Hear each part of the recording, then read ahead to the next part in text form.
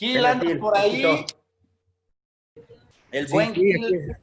Ahí aquí andamos. estamos ya. ¿Cómo estamos, Andamos. Gil? Bien, bien, gracias. ¿Y ustedes Oye, qué tal? te veo muy activo en tu Instagram, te felicito, me da gusto que estés ahí dándole duro. Vamos poniendo ahí la presentación, a ver. A ver, sí, ya la tengo por aquí. Y ahora sí, ¿sí ven mi pantalla? Venga, Universidad Disney, ahí la vemos, perfecto, hermano, es toda Súper. tuya el espacio, vamos a darle. Muchas gracias. Pues mira, escogí este libro de Universidad Disney. Es un libro muy teórico, pero habla más que nada acerca de las estrategias laborales que como emprendedores pues tenemos que tomar como base para cuando nuestras empresas lleguen a cierto nivel de complejidad. Y este libro lo escribieron cuando empiezan los cambios bruscos de Disney, ¿no? Por así decirlo de una manera. Entonces, ahí voy a empezar. Ok. Ayúdame a crear el lugar más feliz del mundo. Con esas palabras, Van Fraser recibió la misión de Walt Disney. De entrada, pues no fue una misión nada fácil, puesto que el crecimiento de Disney en los años de 1955 fue cuando empezaban con un crecimiento bastante considerable y tenían que diferenciarse de su competencia pues más directa con una atención al cliente pues suprema, ¿no? Para poder llegar a crear el lugar más feliz del mundo.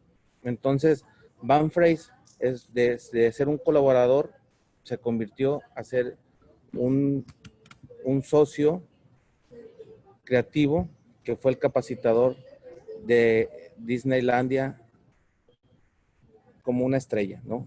Entonces, Disneylandia es la estrella, todo y todos los demás son actores de reparto. Eso es una frase de Walt Disney.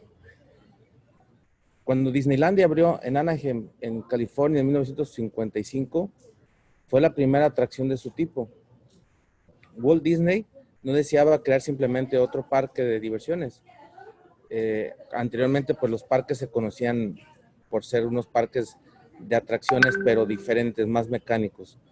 Sino, él quería, y la intención de él era abrir el primer parque temático y que además cobraran, cuando todos los demás parques eran gratuitos.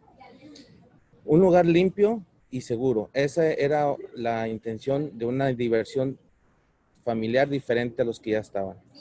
Disney sabía que su nueva empresa requería cierto tipo de empleados para poder llegar a crear esto que él tenía en mente de crear el lugar más feliz de la tierra.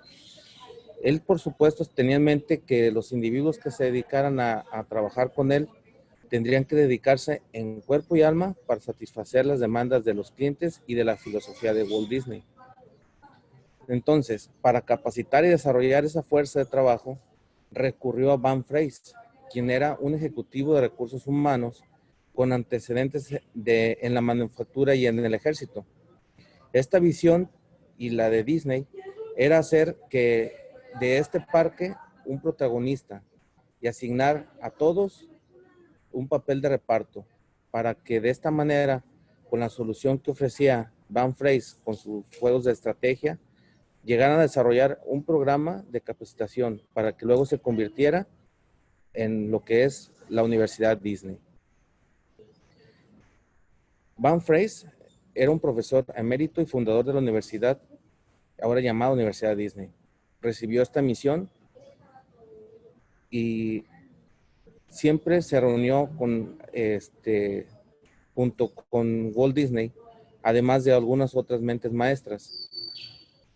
Walt Disney siempre tenía a su cargo las mejores mentes brillantes del momento en cuanto a creatividad, animadores, pero tenía algo que le hacía falta, que era ese talento que despertara lo mejor en las personas.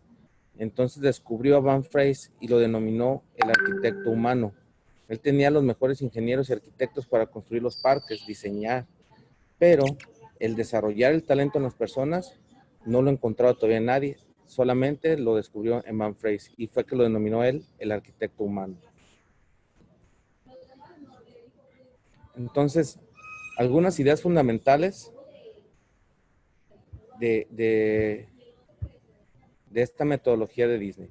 Van Fraser fue el primer ejecutivo de recursos humanos. Empezó como un trabajador, pero que de ahí migró o mutó a líder ya de una universidad para capacitar a todos los trabajadores con la finalidad de crear felicidad. ¿Sí? En el reino de Disney, los empleados son el elenco y los clientes son los invitados. De ahí empezaron a diferenciar mucho lo que es cómo denominar tanto al personal y a los clientes, ¿no? Empezaron a manejar su propio lenguaje. Algo muy similar a lo que usa Starbucks con sus bebidas, con sus nomenclaturas de tamaños, es lo que hizo Disney, ¿no? Los miembros del elenco se esfuerzan por dar un buen espectáculo, mostrándose siempre serviciales y alegres. Tenían gestores de actitud en todo momento en el parque. Y esto era para evitar un mal espectáculo. Concluye que mostrar una conducta tras bastidores a los visitantes no era nada positivo, entonces trataban de ocultar todo esto, el trabajo previo a la salida a escena, que le llamaban ellos. No era como salir a trabajar normal, era un trabajo de salir a escena. Entonces, perdón, se me fue esta. El objetivo principal de este programa de capacitación fue que se asegurara a los empleados recién contratados para que entendieran que trabajaban en un entorno singular y subrayar que Disney emplea a todos para dar un buen espectáculo. Y esto es porque se refiere al personal de planta como miembros de un elenco, como Walt Disney siempre simuló como una obra de teatro, todo lo veía como una presentación artística, no como simples empleados o trabajadores. Desde el que recoge los boletos hasta el que barre tiene un papel y un entrenamiento específico. Entonces los trabajadores de nuevo ingreso aprenden en los parques temáticos con la sede y con escenarios tras bambalinas, como le llaman ellos. O sea, los mandan antes de salir a las sedes, los mandan atrás bambalinas para que vayan observando cómo es la vida de Disney en el mundo real. Y bueno, el éxito de la Universidad Disney se debe a que una asombrosa habilidad para ganarse el corazón y la mente de los miles de empleados a los que atienden. El objetivo principal de este programa fue asegurarse que los empleados pudieran trabajar con esta metodología para dar un buen espectáculo. Entonces, Van Fraser desarrolló 4 lecciones vitales que fueron y han sido hasta el momento las directrices de entrenamiento de todo el personal que trabaja en Disney. Entonces, aquí se las voy a presentar. Más allá de solamente una universidad de renombre, Van Fraser identificó las 4 circunstancias o los 4 componentes vitales para que esta universidad perdurara a lo largo del tiempo. Y uno de ellos era innovar. El innovar, siempre ellos tenían en cuenta que los líderes tenían que pensar siempre en el futuro y sentirse cómodos al correr riesgos. Es por eso de que Disney es una de las empresas o siempre ha sido una de las empresas con un mayor auge en innovación. El departamento, para empezar, el departamento de capacitación, pues lo quitaron y lo cambiaron el nombre por quienes hacen las cosas nada más por capacitar, sino más bien de ahí fue que dio pie a la Universidad Disney. Entonces eso cambió, es el tipo de palabras y el tipo de ir cambiando los departamentos, fue la manera de que ellos iban innovando en sus departamentos internos, por así decirlo.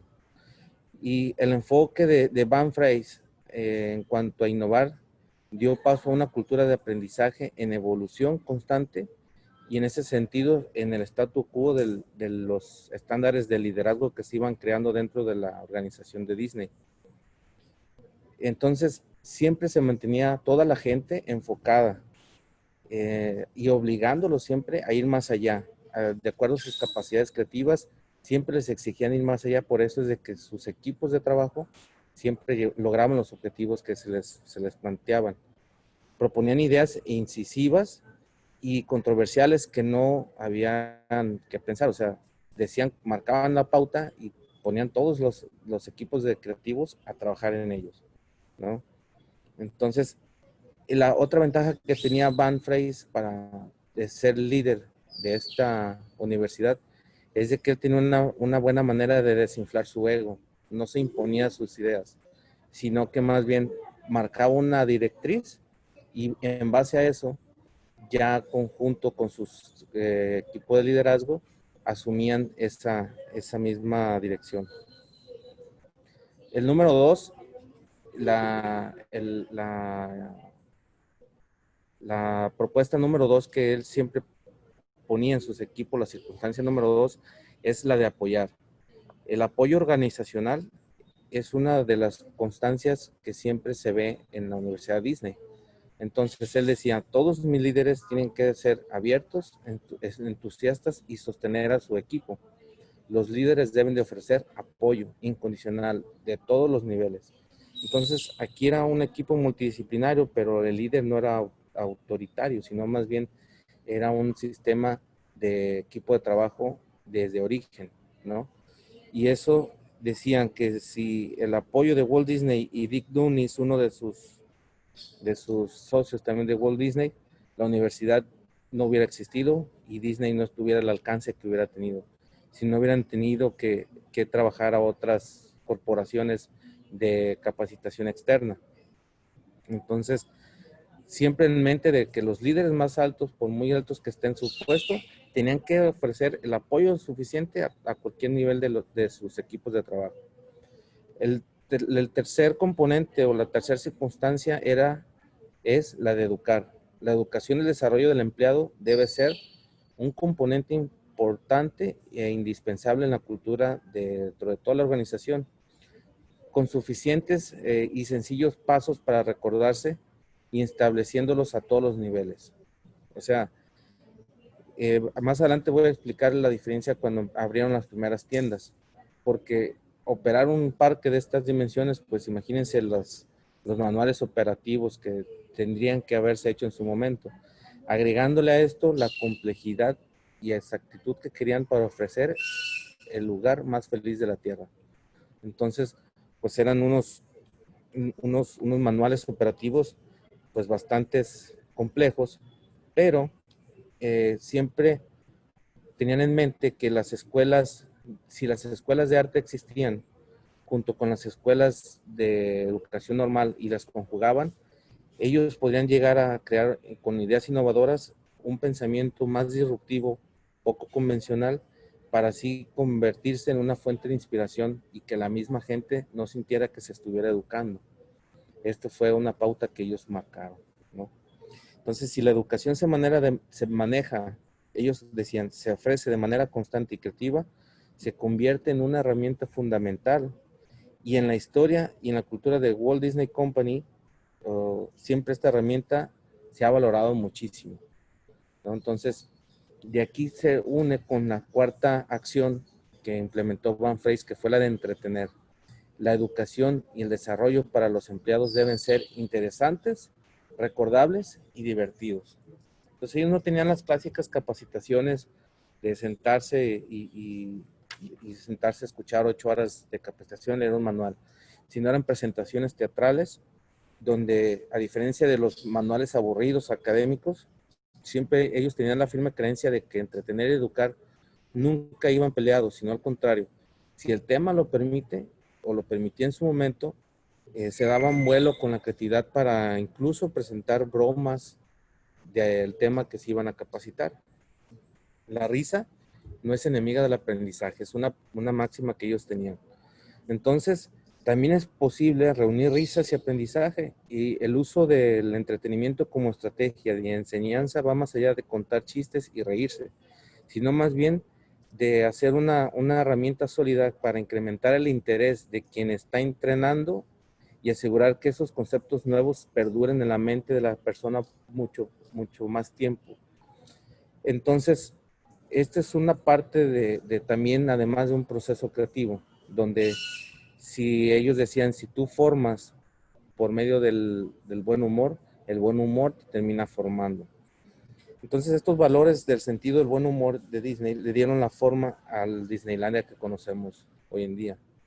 Estos valores, sin embargo, necesitaban ir migrando conforme fue creciendo la organización, porque ahí estamos hablando cuando Disney era solamente en Anaheim, en California, y eran sus inicios solamente. Entonces, pero fueron creando las bases de una cultura corporativa y un ADN organizacional mucho más, valga la redundancia, más organizada que algunas otras empresas. Entonces ellos no solamente fueron a la tienda a comprar polvo de hadas, como le decían, para lanzarlo por todos lados y hacer magia y ya estamos todos capacitados, sino más bien hicieron una incansable devoción para perpetuar el sueño de Disney, que era seguir creando el lugar más feliz de la Tierra. Entonces, dentro de estos secretos de la Universidad de Disney, hace lo siguiente.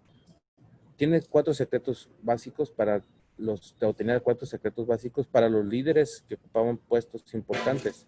Uno de ellos era tener un asiento en la mesa de los líderes. ¿Y esto qué se refería? Que todos los elementos que trabajaban en Disney podrían aspirar a tener un asiento en la mesa de los líderes y convivían todos juntos. El otro secreto es que se sintieran parte de la cultura, que nadie se sintiera excluido, sino más bien desde el de limpieza hasta el líder se sentían parte de una familia, de una organización única. Y el tercer secreto, siempre querían ir más allá solo de ofrecer programas de corta vida, sino más bien de ganarse el corazón y la mente de los trabajadores para poder ofrecer un servicio de suma calidad. Y pues el cuarto y el más importante, ser creativo en todo momento. Entonces, cuando ellos, esto es la antesala para poder salir a la presentación teatral, que es cuando reciben ya al cliente o a los invitados, ¿no? Entonces, cuando ya ellos levantan el telón y empiezan con la orientación al personal que van a capacitar, lo que sucede tras bambalinas termina con el escenario, o sea, los problemas que hay atrás nunca deben de pasar esa puerta. Entonces, ellos tenían una frase muy grabada que decían, si no nos llevamos bien entre nosotros, si no nos decimos ni buenos días, y otras frases de cortesía, de amabilidad, si nuestra actitud no es la correcta con nosotros mismos, menos va a ser con los visitantes. Entonces, primero trataban de hacer trabajo en equipo y de llevarse de una manera cortés y muy cordial.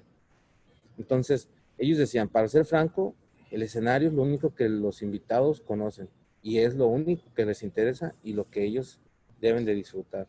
Lo que pasa atrás es cuestión de nosotros, es nuestro problema. Entonces, aquí vienen las primeras preguntas que vienen de estas lecciones. ¿Por qué no conseguimos nosotros en nuestros negocios o quienes a lo que te dediques, por qué no conseguimos los procedimientos de estándares en nuestros negocios o nuestras empresas? ¿Por qué es tan difícil ofrecer de una manera consistente el servicio al cliente, por ejemplo? ¿O por qué es tan difícil generar y sostener ese ímpetu en la gente para que siga motivada y seguir trabajando como si fuera el primer día, como le comentamos en algunas de las sesiones? Y pues esas reflexiones son las que nos han llevado algunas empresas han llevado a fomentar programas de innovación interna, pero como reflexión del libro es, en tu organización o en tu negocio se fomenta la innovación, pues creo que es muy difícil, más cuando estamos empezando. Somos una empresa pequeña y pues pocas veces pensamos en esto, ¿no? Pero es una pauta que debemos, o considero debemos seguir. Existe apoyo organizacional, tal y como lo hacía Disney, para salir a escena, como él le llamaba, con toda esa energía y toda esa buena atención al cliente. Entonces, la educación que se les da, la capacitación que les das a tus empleados o colaboradores, se valora de tal manera que sea creativa, que no sea aburrida. En algunas empresas les hacen las dinámicas de team building.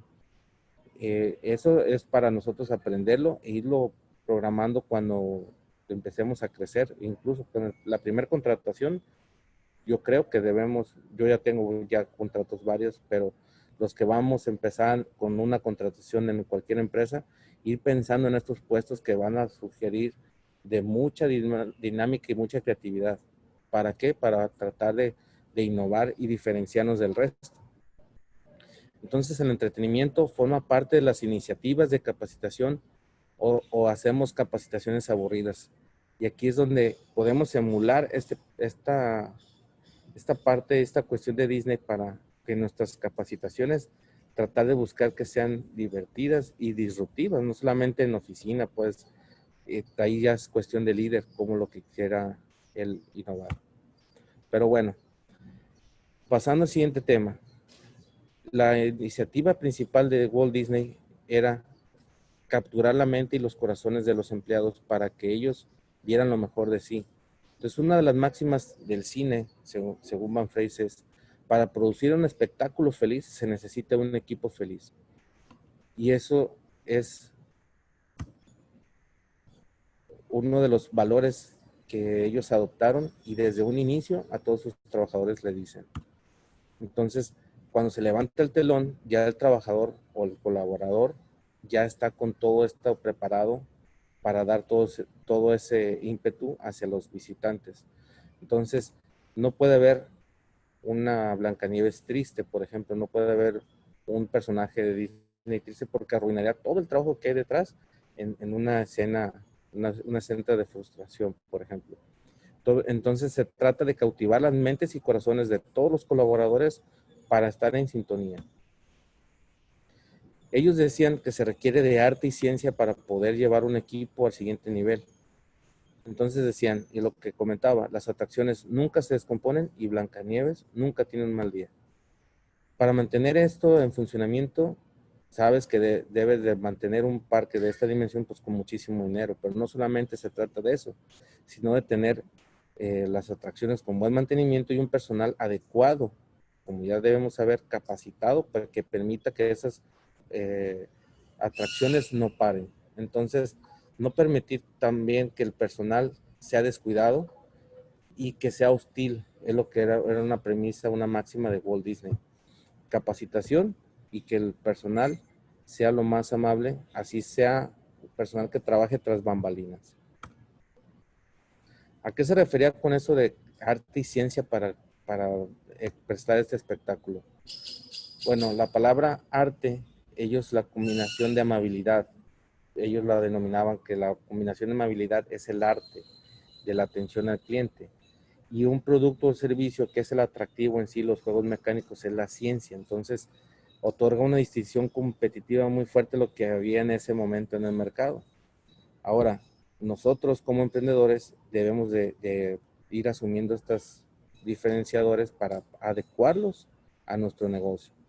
Entonces, conoce tu trabajo, que es cuál es tu ciencia o tu expertise, y hazlo una sonrisa, un arte. Entonces, una Blancanieves malhumorada o un capitán desganado en el crucero, pues podrían arruinar toda una organización. Entonces, cuidaban cada detalle y cada gesto, incluso de los personajes que salían en escena.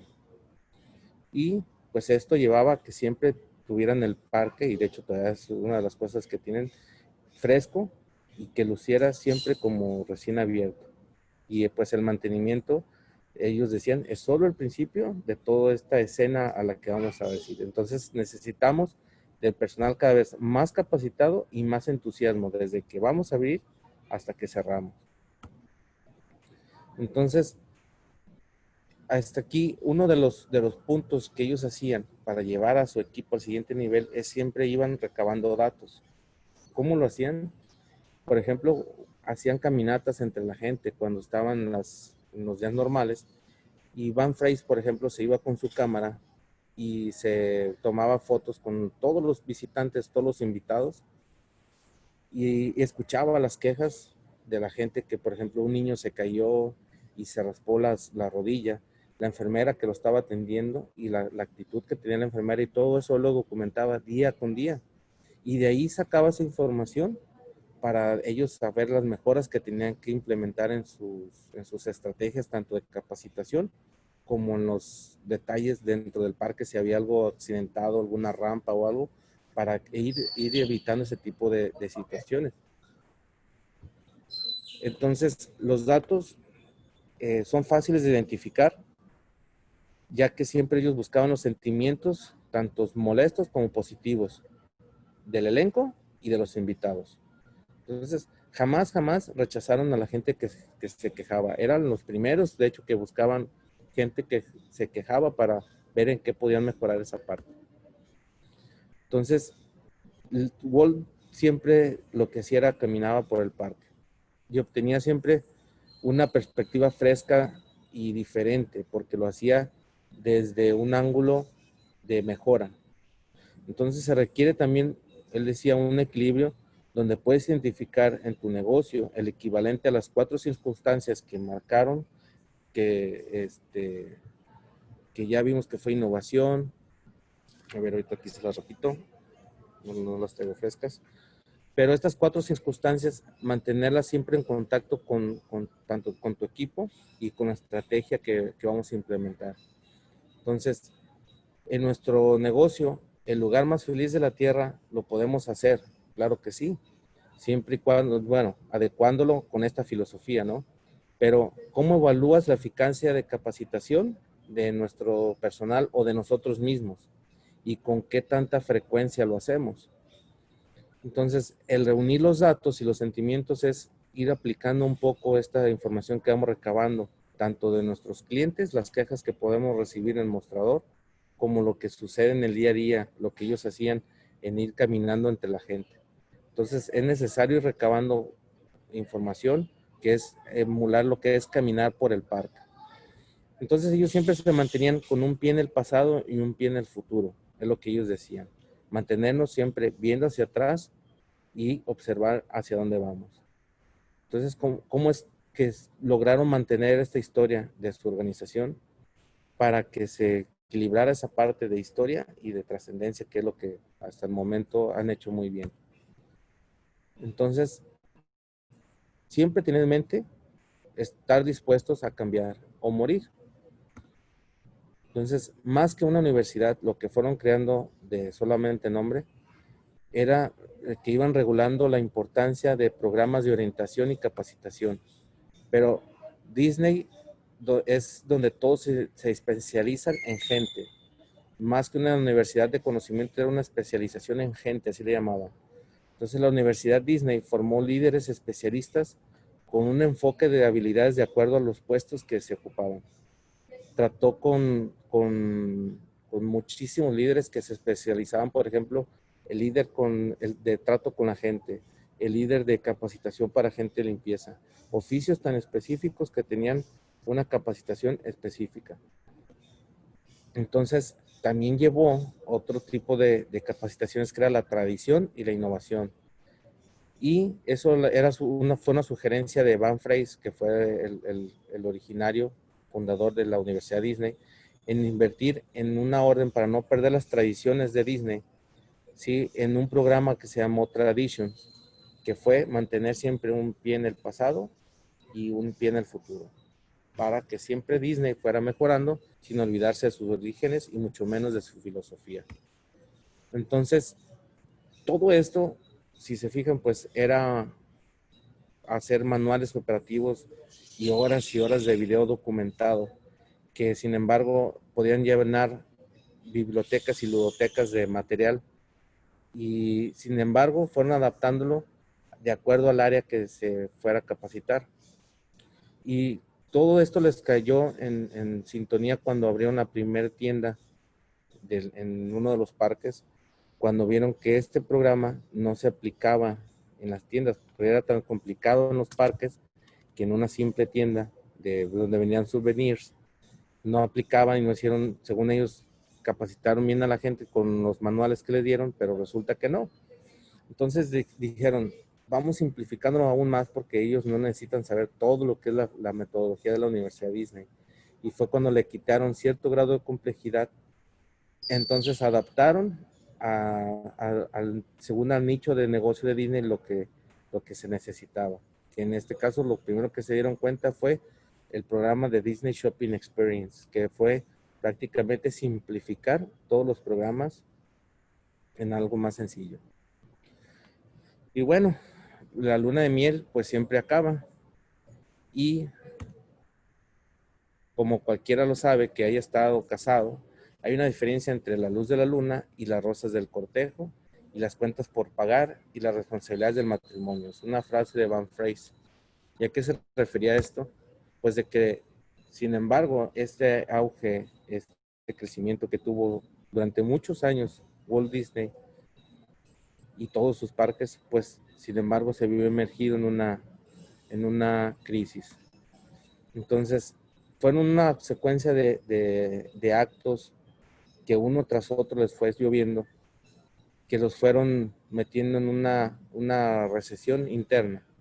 Primero, el fallecimiento de Roy Disney, quien sucedió a Walt Disney, pero la muerte de él era porque se tambaleó el parque completamente, porque era el líder inspirador tras la muerte de Walt Disney. Él falleció en 1971 y Walt en 1966.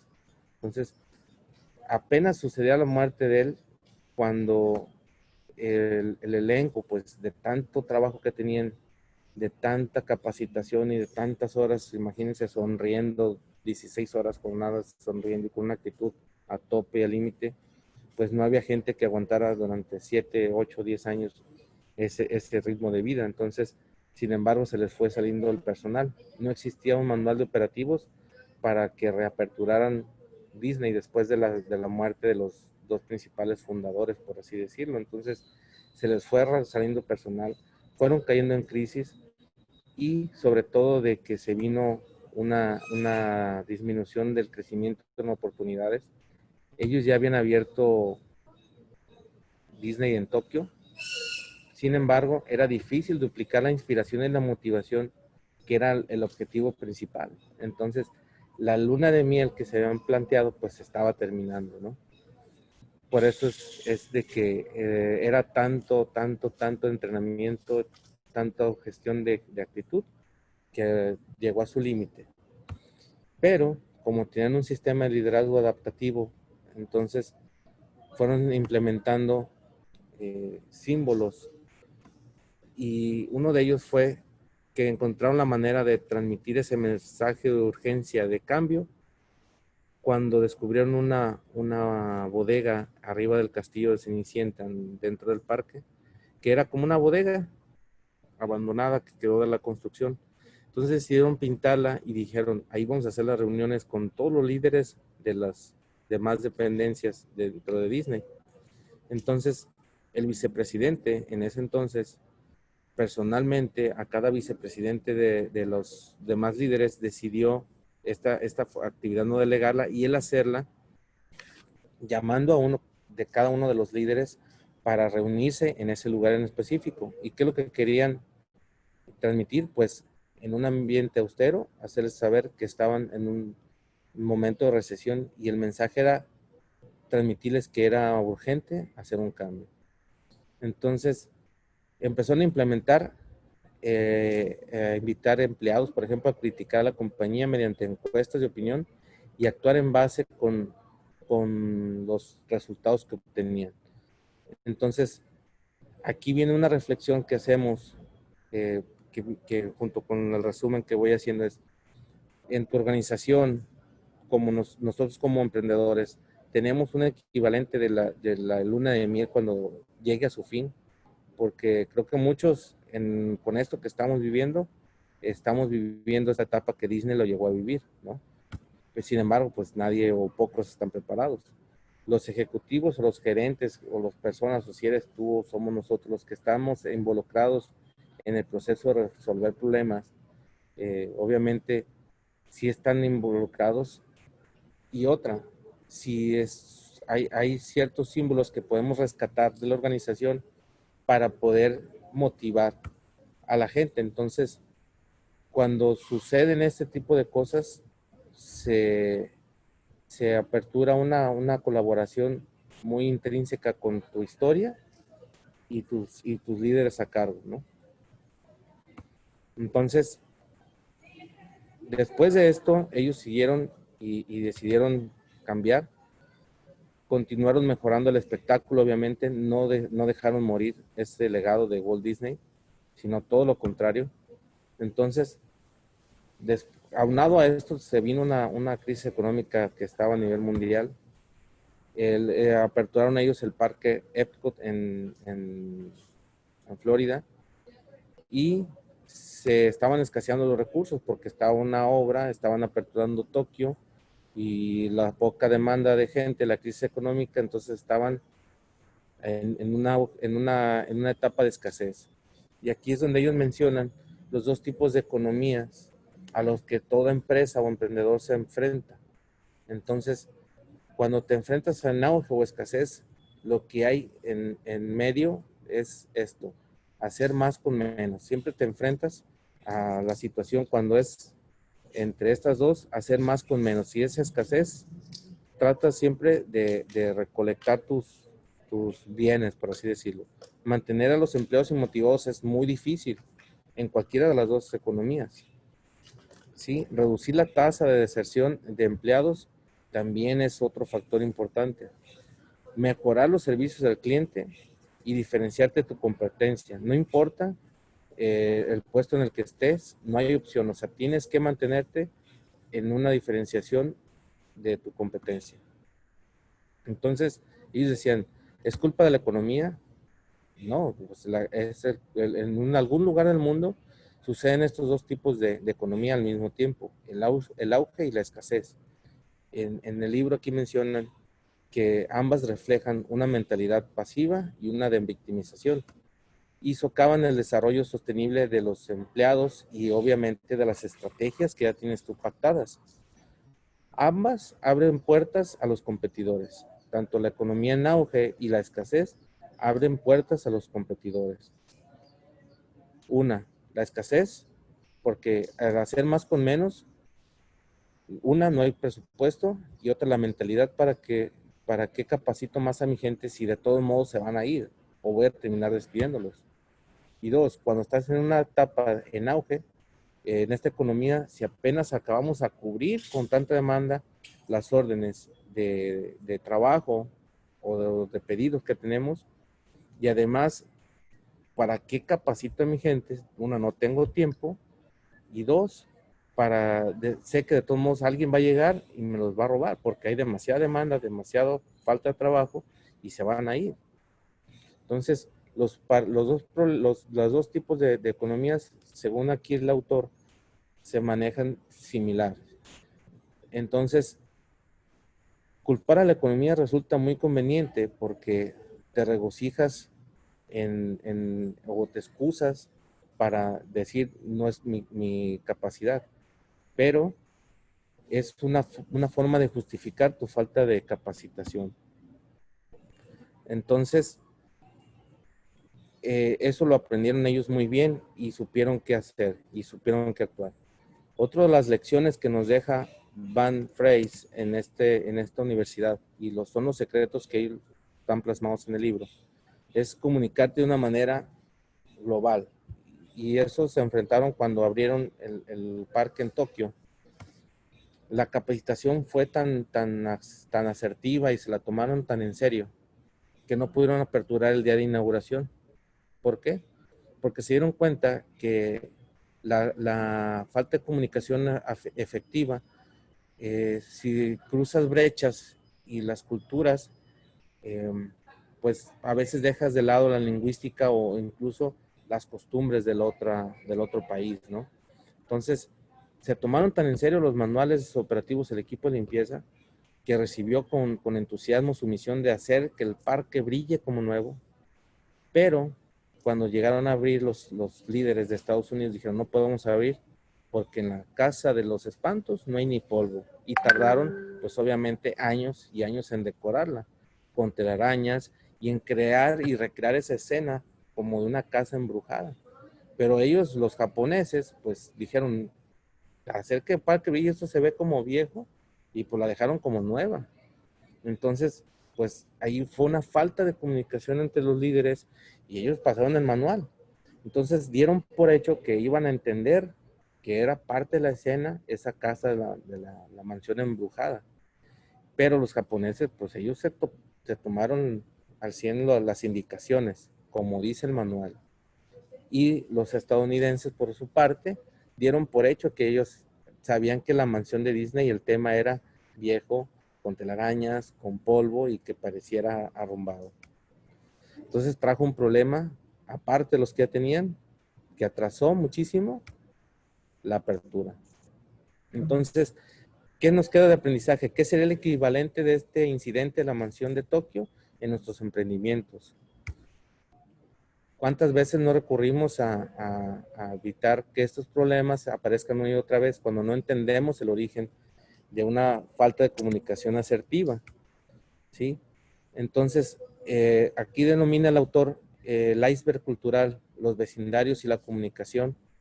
Entonces, él, lo que se refiere con esto es de que tu personal, la capacitación que les estás dando, es con diversos métodos para captar la atención de estas diversas culturas, si es que tú tienes contactos con clientes de diferentes nacionalidades. Porque existe algo que es la flexibilidad organizacional y cultural de las empresas, ¿no? Si tú eres una empresa que tiene contacto con este tipo de clientes, pues lo que el autor dice es hacer un listado de los ejemplos para que tú detectes a tiempo de cualquier problema que te puedas presentar, ¿no? Y obviamente hacer políticas negociables y políticas no negociables para que esos programas o estas manuales pues lleguen a brincar esa frontera territorial también y cultural. Entonces, ellos dicen, trabaja con ahínco, o sea, trabaja con ganas, pero de igual manera diviértete. En este negocio en el que estamos, dice Van Freys, si no nos divertimos nosotros, ¿cómo podemos esperar a que el público lo haga? Entonces, él dice, sentido del humor, siempre. ¿Qué papel juega el humor en la cultura organizacional? Y siempre estaba presente el buen humor, la vibra y el positivismo. Pero estas preguntas vienen resumidas hacia nosotros. ¿Qué papel juega el humor en nuestra cultura interna? ¿Qué tanto promovemos la diversión y el respeto? Podríamos usar estas herramientas como un método de comunicación y como manuales efectivos de políticas y procedimientos para evitar lo de la mansión, por ejemplo, ¿no? Y o diseñar actividades de aprendizaje para una recreación con elementos muy parecidos a los que a la locura de Minnie y a la luz de la luna. Ellos hacían una dinámica que era, ponían un evento para las familias de los colaboradores de Disney y es una dinámica exclusiva donde Minnie Mouse en medio del parque, en una noche en específico, jugaban a acertijos, entonces ellas escondían ciertas cosas en los parques y amarraban a 3 personas con sogas y ellos tenían que tironearse cada uno por su cuenta para poder encontrar esos objetos. Entonces era una cultura también familiar de los trabajadores para hacia los parques, ¿no? Entonces comunica qué mensajes envías a ellos y a sus familias. ¿Tus empleados se sienten valorados? ¿O tu organización tiene el equivalente a un consejo de actividades como el elenco que tienen ellos? Digo, yo en lo personal no lo tengo en mi emprendimiento, en mi negocio. Creo que hay empresas que sí lo tienen, que es el denominado team building, o sea, la creación de trabajo en equipo. E incentivar esto es muy importante y sobre todo cuando vamos emprendiendo. Entonces, ya para terminar mi presentación, creo que terminar con una reflexión final. La risa no es enemiga del aprendizaje. Y lo que debemos de preguntarnos es de que si lo que estamos haciendo hoy nos acerca al lugar que queremos estar mañana. Esa es una frase de Walt Disney. Y pues hasta aquí termina mi presentación. Muchas gracias. ¡Venga! Muy bien, Mijil. Oye, la verdad es un tema y un libro muy interesante. todo el tema de aprenderle la cultura a Disney en este tema. Cuéntame, Gil, ¿qué es lo principal que te quedas tú, el principal aprendizaje de esta parte con Universidad Disney, este libro? Lo principal que me quedo, pues, es de que tengo que implementar yo, por ejemplo, en mis negocios, pues, un método de aprendizaje o de capacitación más dinámico, más divertido y, sobre todo, más sintetizado. Y otra cosa que me gustó mucho fue el tratar de también involucrar un poco más a la parte humana de ellos, pues, a su familia, en la medida que sea posible. Con eso es ¿Cómo lo te que... sentiste ahorita? ¿Cómo te sentiste con la presentación? ¿Tú desenvolviéndote? Cuéntame. Pues la verdad me sentí bien. Al principio estaba un poco nervioso porque fíjate que la estaba haciendo en otra plataforma que se llama Geniali y está muy padre ir performance y todo, pero no la pude bajar y al último cambié todo a PowerPoint. Pero pues creo que me sentí bien, me sentí muy, muy a gusto, la verdad. Muchas gracias. No, qué bueno, Gil. Yo también, la verdad, creo que muy bien.